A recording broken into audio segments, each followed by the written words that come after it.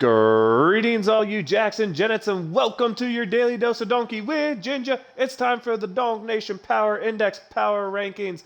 And if I sound a little off, cut me some slack, because the family must be disturbed this week because we're all down with the sickness. That's all I gotta say. It's not feeling great in here, but I'm here to bring the Power Index because it's that time of week, and it's deserved to be told. This week, our biggest movers are down 6 are the Tennessee Titans after coming off a hard loss. Backup quarterback and all. And Jacksonville Jaguars are up 4 spots coming off a pretty big win for them. Let's go ahead and start at the bottom. Carolina, moving down to the 32nd spot, will be in last. They're going to stay with P.J. Walker, not giving the spot back to Baker Mayfield, even though he came in and had a pretty good game. You got the Houston Texans coming in 31. Not a whole lot to say there. A team that's just playing for a draft pick, evaluating some talent. That's all there's really to be said there. Coming in at 30 this week, you got the Steelers moving up a couple spots and maybe some reinforcements coming. Getting T.J. Watt back, maybe getting DeMonte Kazi back. Good look for the defense. Maybe some guys get healthier. Just traded for William Jackson III, but he's injured and looks like he might not play this week. Trading for broken parts, weird thing to do. At 29, we got your Detroit Lions coming in after a big win over the Green Bay Packers. Dropping down, actually staying at 28, we got the Vegas Raiders, who had a game that made you think they were into it, and then they blow another 3-score lead, this time to the Jaguars. Just this team can't hold on to lead. Josh McDaniels not looking very good. Arizona coming in at 27. Hard loss to Seattle Seahawks, a game they really needed to win if they wanted to be in contention for that division. At 26, you got the Chicago Bears and record-setting quarterback in terms of rushing yards in a game. That's your man, Justin Fields. If you didn't see that 61-yard touchdown, go put it on because it was amazing. What a run by that guy. Coming down at 25, we got the Green Bay Packers. Not very often where you see a defense outperforming an Aaron Rodgers-led offense, but Rodgers just does not seem to be getting it going. Came off a pretty tough loss this week to Detroit. New Orleans, what can you say? Andy Dalton's not really the savior. That's what they were hoping for. It's the Red Rocket would take over for Jameis Winston, do something good, but maybe they should go to Taysom Hill, the all-do-it-everything guy. The Rams stay at 23. This is a team that offense cannot get it going. Stafford just randomly got put in concussion protocol, though he didn't get put into it during the game, just got put into it during this work week. Tough loss for them to Tampa Bay. Indianapolis here comes in at 22. This is a team that seems to be throwing the season away to save $17 million bonus they would owe Matt Ryan. Weird thing to do to give Sam Ehlinger the starts when this team had a chance to make the playoffs and maybe make a run if they got healthy, but instead they decided to just kind of throw this year away to save $17 million.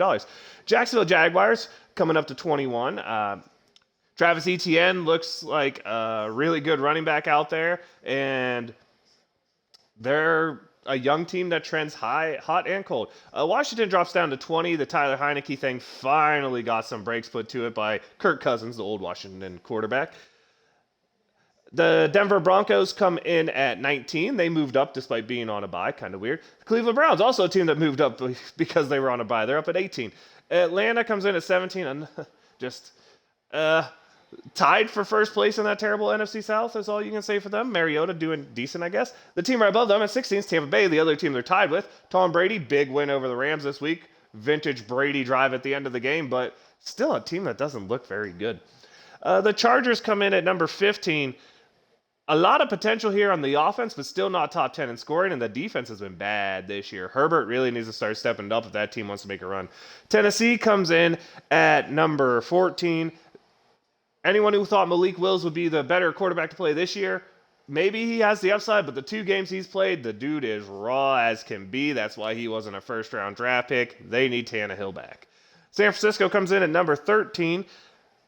Right now, that offense has been improving after their trade for McCaffrey. Things looking on the up for them. New England comes in at number 12. They win, they lose. We love them, we hate them. A Belichick team's never out of it, but this one, he's really fighting against the talent pool. Miami comes in at number 11. A lot to say here. This team undefeated with Tua at the helm. Tua for MVP, just saying.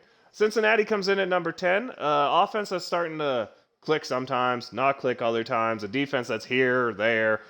I'll be honest, they need to get Jamar Chase healthy if they want to keep going.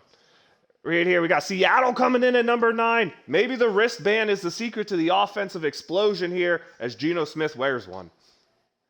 The New York Jets, huge win over the Buffalo Bills. Sometimes you can just run the ball and play defense and be successful. That's what the Jets do. Don't ask Zach Wilson to do much and win football games. Baltimore comes in at number 7. Lamar Jackson is Lamar Jackson. That's all that needs to be said. The Giants, off a bye week, I believe, come in at 6. At 5, you got the Kansas City Chiefs with a huge comeback to win in overtime against Tennessee. Looked like they were going to lose to Tennessee with a backup quarterback because the offense couldn't get going, but did just enough to get the win. Dallas comes in at number 4. I also believe they were on a bye this week.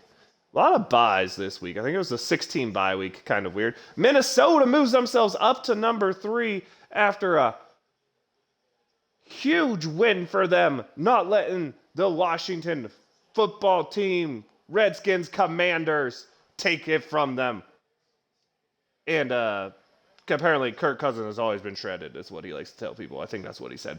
Buffalo's in at number 2. Hard loss to the Jets. Josh Allen didn't play a good game, and that's what can happen. But still, number 3 in offense, number 1 in defense. Philly, still undefeated. Sorry about that cough. Now the number 1 team in the Power Index all alone, where they've been, where they belong to be. There's a reason this team's good. They're playing great on all facets of the football. Hurts is playing great. That defense is playing great with Hargrave up there. I love to point out former Steelers having success. Now, to get to the Power Rankings from the Power Index, we got to add Gingy's top 10, last year's top 10. Let's go through them from 10 to 1. Starting with Gingy, you got the Tennessee Titans, Miami Dolphins, New York Jets, Seattle Seahawks, Dallas Cowboys, New York Giants, Buffalo Bills. Top 3 of Kansas City Chiefs, Minnesota Vikings, Philadelphia Eagles. Something you'll see everywhere. Lasker is also top 10 with Tennessee, Miami, Seattle, New York Jets, Dallas, New York Giants, Buffalo, Minnesota, Kansas City, Philly. I'm going to call out Laskers and Gingy here because it looks like they're just stealing each other's homework and doing the change 1 or 2 answers so that it doesn't look like we cheated off each other thing. Just putting it out there. And really, no love for the Baltimore Ravens is a little bit surprising. They've been playing some good football, but they must have faith in that Tennessee team as they did play a good game against Kansas City. I will say that.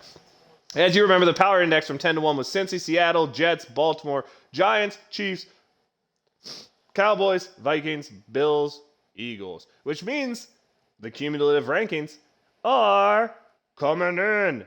Just missing the cut. With 1 vote is Cincinnati Bengals at 12, and Tennessee Titans with 2 votes at 11 just missed the cut. Baltimore Ravens come in at 10 because they're high ranking in the index, put them above others.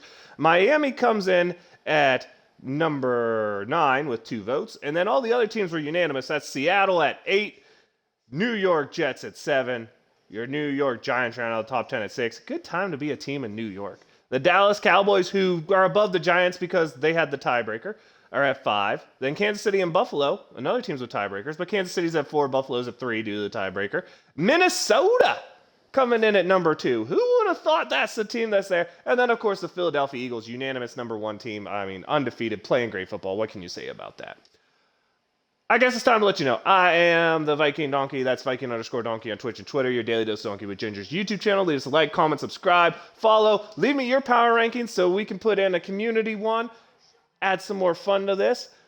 Don't forget to tune into Steelers Talk. I don't know if we have Laskers this week, but I'll do my best to make sure we have at least Gingy, because a solo broadcast of me right now would be terrible, as I don't know if my voice is going to get better by then.